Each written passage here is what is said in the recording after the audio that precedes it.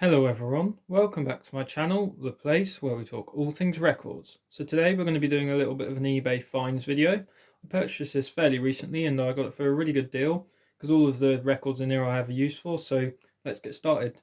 Now I will say just before we do look through them is that they're not in the best of condition, but that didn't really matter as I wasn't buying them to sort of play as such. A couple of records in here I might sort of use as playing copies, but the majority of them are filler sort of stuff, so let's get to it. First of all, also included in this set was this, well, part of a sleeve for Rubber Soul. And of course, we all know the track listing, but I'll show it again just in case anyone wants to know.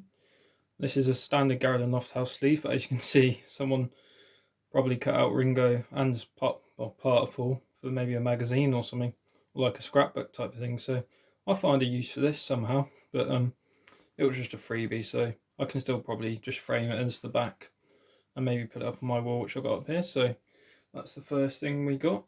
Now we also got a mono first pressing of the White Album, albeit not pretty battered shape, but I can use this as I have a mono sleeve that had one stereo disc in it, so at least I can use this to sort of fill the gap. Here we have the second disc, and of course there's the side 4 label. No, not an early one because it's still got EMI, but still nice to use as a filler without having to pay a lot of money. And I did today also just buy another White Album, so that'll be in another video soon, so stay tuned for that. And if I just pull this disc out, you'll see what I mean is that the discs are pretty marked up. I mean, they could play on a sort of more cheaper record player, but I'll clean them up and see how they do. And I'll get back to you because sometimes, as I've always said, 60s discs can play a hell of a lot better. So here we should have the first disc, and as you can see, some of these sleeves are kind of falling apart. They did say these were found in like some sort of barn or something, like barn find items. So here we have the first disc with a lot of the more sort of famous songs, I'd say. I mean, side 4 does, 3 and 4 does have like Helter Skelter and sort of Revolution and that, but out of the two discs, this is probably played the most. As you can see, there's a bit of sort of heat damage here, but as these are just filler, it's not a problem. There's side 2 with the PMC. So that was nice because I do have a use for this one. And coming up, we have 2 mono copies of Rubber Soul. Now there's a really interesting variation in here, which I believe is this one, but I could be wrong as these are plain sleeves, so I can't see the labels. But one of these is actually a loud cut, so that made the whole price of the thing worth it. I mean, it is quite sort of marked, but it should play through okay. If I focus that in for you guys. As you can see there, we have the sans serif font on this side with the -1. So that makes it loud cut. But what was really interesting, and I didn't know this when I bought it because there was only a picture of this side label, this is actually a crossover copy. So as you can see here, we have the Times New Roman font on side 2. Still a loud cut, it's not one of those crossover -1 -4s, but this was really nice to get because I didn't even know this was in here sort of thing. So, and I do have one loud cut, but it was just nice to get another one for cheap. And this can be sort of a playing copy as it's not in great condition anyway, but this was awesome to get.